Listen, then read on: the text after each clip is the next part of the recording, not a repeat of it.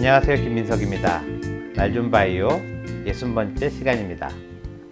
오늘은 유산균 얘기를 좀 하려고 합니다. 저희 어렸을 때 그 요구르트 선전 중에 이런 게 있었습니다. 랄랄라랄랄랄랄라라. 이 음악이 캡슐 요구르트라는 건데요.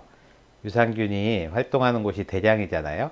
그러니까 대장까지 유산균이 살아서 가야 된다. 그래서 중간에 이제 위를 거쳐야 되는데, 위에는 이제 강력한 산이 있어서 거기서 유산균들이 잘 죽거든요.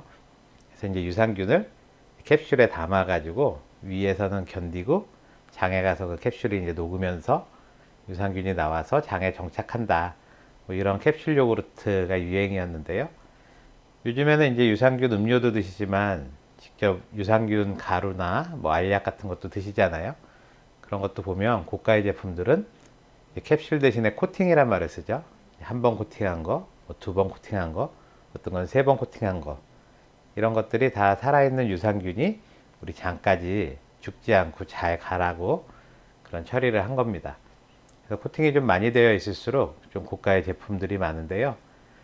이번에 이 미국 연구진들이 유산균을 죽여서 집어넣어도 뭐 똑같은 효과가 있다, 이런 연구를 발표했습니다. 그러니까 굳이 살아있는 유산균을 먹을 필요가 없다, 그런 내용이죠. 좀 놀라운 사실인데요. 제가 뭐 유산균에 대해서는 좀 부정적인 말씀들을 많이 드렸는데요. 결국 유산균이 살아있으나 죽어있으나 장에 들어가서 다 우리 세균밥이 된다, 그런 말씀 많이 드렸고요. 살아있는 게 장까지 도착을 하면 내가 가지고 있는 장내 세균 먹을 거를 그 유산균들이 뺏어 먹으니까 차라리 죽은 균들이 더 안전할 수 있다, 뭐 이런 얘기 가끔 드렸는데요. 이게 좀 과학적으로 첫 번째로 이렇게 증명이 된 것 같습니다. 이 연구진들은 사람을 대상으로 연구한 건 아니고요. 예쁜 꼬마 선충이라고 우리 노화 연구에서 많이 쓰는 그런 예쁜 꼬마 선충하고 또 늙은 쥐를 이용해서 실험을 했는데요. 6가지 종류의 유산균을 일단 죽여가지고 그거를 예쁜 꼬마 선충한테 먹였더니요. 그 중에 2가지 균 중에서 예쁜 꼬마 선충이 오래 살고 또 이제 근육도 잘 빠지지 않는 그런 거를 발견을 했습니다. 그래서 이 2가지 유산균 중에 효과가 더 많은 하나의 유산균을 이용해서 이제 생쥐 실험을 했는데요. 늙은 쥐에게 고지방 식사를 시켰습니다. 그럼 이제 비만도 되고 또 당뇨도 유도가 되는데요. 죽은 유산균을 처리해서 쥐한테 먹였더니 이런 당뇨라든지 비만, 고지혈증 이런 것들이 예방되더라 하는 내용이고요. 그럼 이 유산균 성분 중에 어느 부분인가 이걸 알아보기 위해서 유산균을 여러 가지로 이렇게 나눠서 집어넣어 줬더니 이거는 세포막에 있는, 그러니까 세균도 세포기 때문에 그 세포막이 있거든요. 세포막의 특정 성분이 좋은 효과를 낸다는 거를 밝혀냈고요.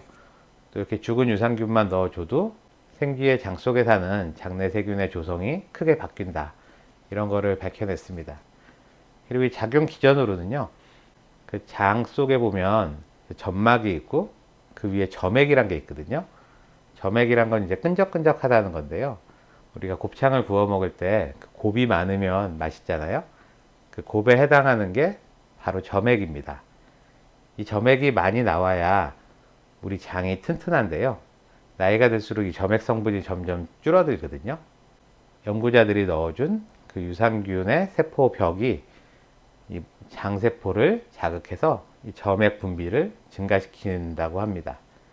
이 점액이 두꺼우면 그만큼 이 장이 튼튼해지는 거기 때문에 우리 몸에 염증이 내려가고 다양한 질병이 예방될 수 있다는 거죠. 그동안은 이 유산균을 살려서 장까지 보내느라고 여러 가지 노력을 했는데, 이번 연구를 보니까 꼭 살아있는 유산균이 아니더라도 죽어서 가도 큰 문제가 없겠다는 거고요. 또 오히려 죽은 균이기 때문에 사람에 따라서는 이 유산균이 장벽을 뚫고 몸 안으로 들어가서 염증을 일으킬 수도 있거든요. 그래서 그런 문제도 어느 정도 해결이 됐다고 볼 수 있고요. 마지막으로 이 유산균으로 뭐 빵을 만들거나 이렇게 음식을 만들다 보면 고열을 가하게 되잖아요. 뭐 대표적인 게 김치찌개 같은 거죠. 김치를 날로 먹으면 그 안에 유산균이 많지만 김치를 찌개로 끓이면 유산균이 다 죽어버리잖아요. 그렇지만 이렇게 죽은 유산균도 효과가 있다 그러면 뭐 빵을 만든다든지 뭐 국이나 찌개를 만들 때도 유산균의 효과를 그대로 볼 수 있으니까 여러 가지 산업에 도움이 될 것 같습니다. 오늘은 유산균이 꼭 장까지 살아서 갈 필요는 없다, 이런 말씀을 드렸는데요. 이번 연구는 예쁜 꼬마 선충하고 쥐에서만 밝혀진 내용이기 때문에 앞으로 사람을 대상으로 하는 그런 실험이 필요할 것 같습니다. 너무 고가의 유산균만 선호하지 마시고요. 살아있거나 죽어있거나 제가 보기엔 대충 비슷한 효과를 낼 수 있으니까요. 자신한테 맞는 그런 유산균을 이것저것 골라서 한번 먹어보시는 게 좋을 것 같습니다. 오늘은 여기까지 말씀드리고요. 다음 시간에 또 뵙겠습니다. 감사합니다.